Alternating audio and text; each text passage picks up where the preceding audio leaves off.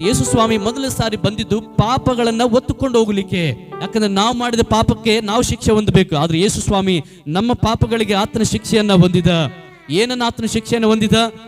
ಮೊಳೆಗಳನ್ನು ಓಡಿಸಿಕೊಂಡ, ಒಂದು ಕಡಿಮೆ 40 ಏಟುಗಳನ್ನು ಓಡಿಸಿಕೊಂಡ, ಪಕ್ಕೆಯಲ್ಲಿ ತಿವಿಸಿಕೊಂಡ, ಕೊನೆಯದಾಗಿ ಪ್ರಾಣವನ್ನ ಆತನು ಬಿಟ್ಟನು. ಇವತ್ತು ಅನೇಕ ಜನರು ತಮ್ಮ ಪಾಪಗಳನ್ನು ತೊಳೆದುಕೊಳ್ಳುವುದಕ್ಕಾಗಿ ವರ್ಷಕ್ಕೊಂದು ಸಾರಿ ದಾನ ಧರ್ಮಗಳನ್ನು ಮಾಡ್ತಾರೆ. ಇವತ್ತು ಅನೇಕರು ತಮ್ಮ ಪಾಪದಿಂದ ಬಿಡುಗಡೆ ಹೊಂದುವುದಕ್ಕಾಗಿ ಕಾಲಲ್ಲಿ ಚಪ್ಪಲಿಲ್ಲದೆ ಯಾತ್ರೆಗಳನ್ನ ಮಾಡ್ತಾರೆ.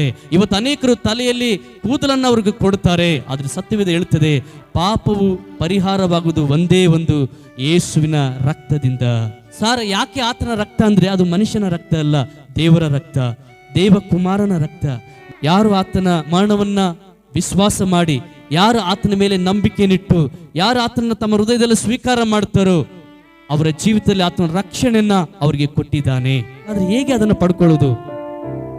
ಯೇಸು ಸ್ವಾಮಿ ಹತ್ರ ಬಂದು, ಸ್ವಾಮಿ ನಾನು ಪಾಪಿಯಾಗಿದ್ದೇನೆ, ಕರ್ತನೆ ನನ್ನ ಕ್ಷಮಿಸು, ನನ್ನ ಪಾಪವೆಲ್ಲ ಅಳಿಸಿಬಿಡು ಎಂಬುದಾಗಿ ಒಪ್ಪಿಸಿಕೊಟ್ಟು ಪ್ರಾರ್ಥನೆ ಮಾಡಿ ಅರಿಕೆ ಮಾಡಿ ಅದನ್ನು ಬಿಟ್ಟು ಇನ್ನು ಮೇಲೆ ನಾನು ದೇವರ ಮಗನಾಗಿ ಮಗಳಾಗಿ ನಾನು ಜೀವಿಸ್ತೇನೆ ಎಂಬುದಾಗಿ ದೀಕ್ಷಾಸ್ಥಾನ ನೀವು ತೆಗೆದುಕೊಂಡು ಆತನ ಮಗನಾಗಿ ಮಗಳಾಗಿ ನೀವು ಜೀವಿಸಿದ್ರೆ ನೀವು ರಕ್ಷಿಸಲ್ಪಟ್ಟವರು.